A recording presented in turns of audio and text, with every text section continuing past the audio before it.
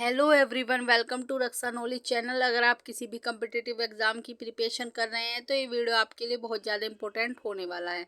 आज हम दक्षिण भारत के प्रमुख राजवंशों के बारे में पढ़ेंगे, जिसमें सबसे पहले आता है पल्लव वंश। पल्लव वंश का शासनकाल 575 से लेकर 897 ईस्वी तक रहा। पल्लव वंश के संस्थापक कौन थे? तो सिंह विष्णु को पल्लव वंश का संस्थापक माना जाता है। इनकी राजधानी कांची या कांचीपुरम थी, जो कि वर्तमान में तमिलनाडु में पड़ती है। इनका धर्म क्या था? किस धर्म को फॉलो करते थे पल्लव वंश? तो वैष्णव धर्म को फॉलो करते थे। वेरी वेरी इंपॉर्टेंट है, कई बार पूछा जा चुका है। सिंह विष्णु के दरबारी कवि या लेखक कौन थे? भारावी थे, जिनकी रचना किरातार्जुन नियम है, कई बार पूछी जा चुकी है स्टेटमेंट में। भरावी भी पूछ लिया जाता है कि भरावी किसके राज कवि थे? तो सिंह विष्णु के थे। पल्लव वंश का अंतिम शासक कौन हुआ? तो अपराजित वर्मन पल्लव वंश का अंतिम शासक था। विलास प्रवसन की रचना महेंद्र वर्मन ने की थी, कई बार पूछा जा चुका है। महाबलीपुरम मंदिर का निर्माण नरसिंह वर्मन प्रथम ने कराया था, जो कि पल्लव वंश से संबंधित थे। नरसिंह वर्मन प्रथम। नरसिंह वर्मन की उपाधि क्या थी? तो नरसिंह वर्मन ने वातापी गोंड की उपाधि धारण की हुई थी। अरबों का आक्रमण किस समय शुरू हुआ? तो नरसिंह वर्मन थे जो पल्लव शासक थे, द्वितीय के समय अरबों का आक्रमण शुरू हो गया था भारत में। नरसिंह वर्मन द्वितीय की उपाधियां अब हम देखेंगे। नरसिंह वर्मन द्वितीय ने कौन कौन सी उपाधि धारण की थी? तो राजा सिंह की कि राजाओं का सिंह, आगम प्रिय, शास्त्रों का प्रिय, शंकर भक्त, शंकर का भक्त, ये सब नरसिंह वर्मन द्वितीय ने उपाधि धारण की हुई थी, पूछा जाता है। वेरी वेरी इंपॉर्टेंट है। कैलाश मंदिर और राजा सिद्धेश्वर मंदिर भी कहा जाता है कैलाश मंदिर को, जो कि कांची तमिलनाडु में स्थित है। ये द्राविड़ स्थापत्य की शुरुआत इसी से हुई थी। कहा जाता है जो दक्षिण भारत के मंदिर है वो सभी द्राविड़ शैली में बने हुए हैं। तो ये किसने बनवाया था? तो नरसिंह वर्मन प्रथम द्वारा बनाया गया था, द्वितीय द्वारा, कैलाश मंदिर, जिसे राज सिद्धेश्वर मंदिर भी कहा जाता है। वेरी वेरी इंपॉर्टेंट है। 10 कुमार रचित के लेखक कौन थे? दांडी थे, कई बार पूछा जा चुका है यूपीपीसीएस में, इससे क्वेश्चन आता है। और इनके दरबारी, किसके दरबारी कवि थे? दांडी, ये नरसिंह वर्मन द्वितीय के दरबारी कवि थे दांडी, जिनकी रचना थी 10 कुमार चरित। मुक्तेश्वर मंदिर या बैकुंठ पेरुमाल का मंदिर कहाँ पर निर्माण किसने कराया था? तो नंदी वर्मन द्वितीय ने कराया था। वेरी वेरी इंपॉर्टेंट है, पूछे जाते हैं। वैष्णव संत तिरुमड्डई अलवार के दरबार में रहते, तो नंदी वर्मन द्वितीय के दरबार में रहते थे, पल्लव शासक था ये भी। तो ये पूछा जाता है कि वे अलवार जो किस धर्म से संबंधित थे? तो वैष्णव धर्म के संत थे ये, पूछा जाता है। अब हम पढ़ेंगे राष्ट्रकूट। राष्ट्रकूट वंश भी वेरी वेरी इंपॉर्टेंट है, इससे क्वेश्चन पूछे जाते हैं। राष्ट्रकूट वंश के संस्थापक कौन थे? राष्ट्रकूट वंश के संस्थापक दत्ती दुर्ग थे, जो कि 752 ईस्वी में गद्दी पर बैठे थे। वेरी वेरी इंपॉर्टेंट है। इनकी राजधानी क्या थी?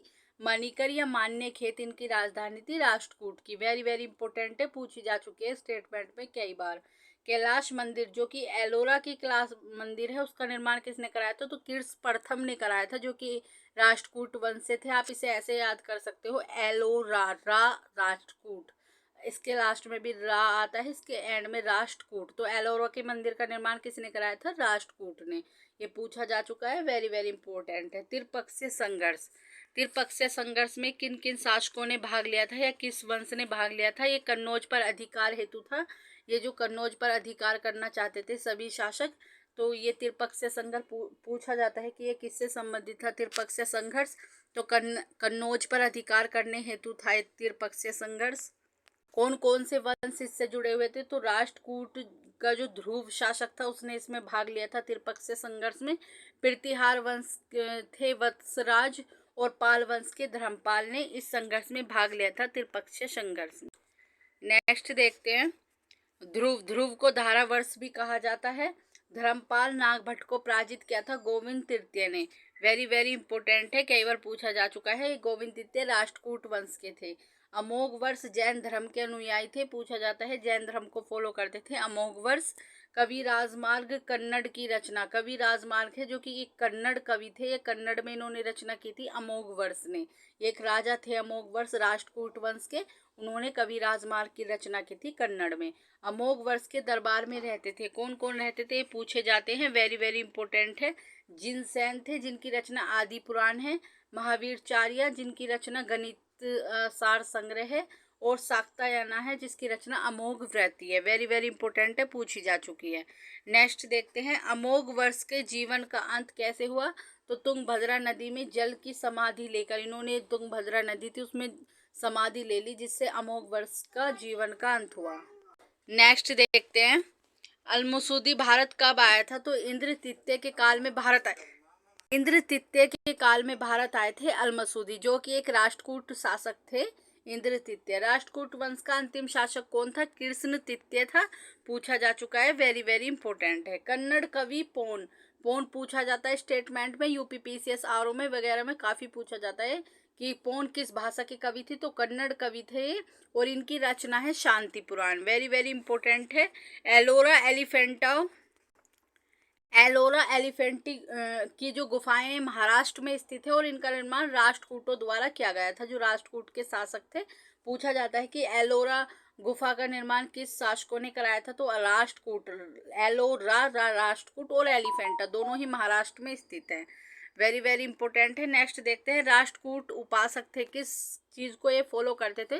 तो शैव धर्म को भी फॉलो करते थे, वैष्णव धर्म को फॉलो करते थे, शाक्त थे और जैन धर्म को भी फॉलो करते थे राष्ट्रकूट वंश। जो एलोरा है इसमें तीनों धर्मों के साक्ष्य पाए जाते हैं, बुद्ध धर्म के भी, जैन धर्म के और हिंदू धर्म के भी।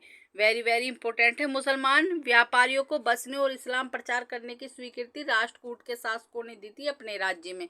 ये भी पूछा जाता है कि मुसलमान को बसने और इस्लाम प्रचार करने की स्वीकृति किन शासकों ने दे दी थी? तो राष्ट्रकूट शासकों ने अपने राज्य में इन्हें स्वीकृति दी थी कि ये यहाँ पर बस सकते हैं, व्यापार कर सकते हैं और अपने धर्म का भी प्रचार कर सकते हैं। वेरी वेरी इंपॉर्टेंट है। अगर आपको क्वेश्चन का लेवल अच्छा लगा हो तो चैनल को सब्सक्राइब, वीडियो को लाइक एंड शेयर करें। Thank you so much.